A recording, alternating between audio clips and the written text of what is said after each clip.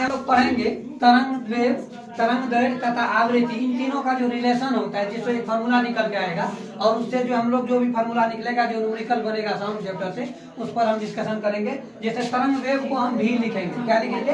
भी। तरंग दैर्घ्य जो होता है वो लैम्डा होता है। आवृत्ति को दो तरीका से हम लिख सकते हैं, या तो एन लिखेंगे या एफ लिखेंगे, इन दोनों में से हम कोई भी लिख सकते हैं फ्रीक्वेंसी को। उसके बाद देखो इसमें रिलेशन निकालेंगे, तो इसको यदि इंग्लिश में लिखना चाहते हैं आप लोग तो लिख सकते हैं relation between wave velocity, wavelength and frequency, तीनों में हम लोग रिलेशन फाइंड आउट करेंगे। माना कि एक तरंग, मान लीजिए कोई एक तरंग जा रहा है, तरंग किसी माध्यम में उसका जो है वेग को क्या लिखा गया है? भी लिखा गया है, गमन करती है तथा जिसकी तरंग दैर्घ्य जो लैम्डा हमको माने है, क्या माने? तरंग दैर्घ्य को हम लैम्डा से सूचित करते हैं। साथ ही साथ उसका आवृत्ति क्या होती है? एन या एफ। आवृत्ति को हम क्या ले सकते हैं? या तो एन लेंगे या एफ लेंगे।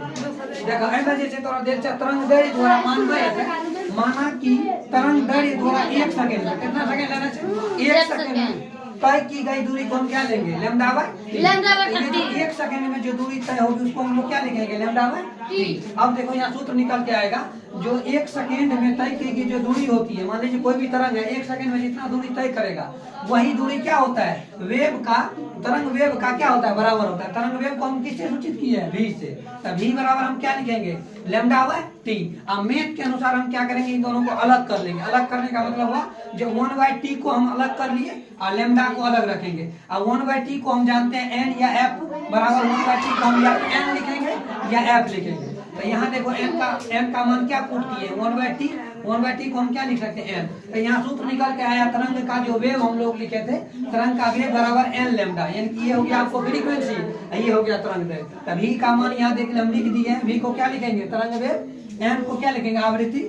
लैम्डा को क्या लिखेंगे? तरंग दैर्घ्य। ये जो फार्मूला निकल के आया है आपको तरंग वेव और तरंग दैर्घ्य और आवृत्ति के बीच में रिलेशन था, और इससे जो न्यूमेरिकल बनेगा उसको नेक्स्ट क्लास में डिस्कशन करेंगे। Thank you so much for this watching.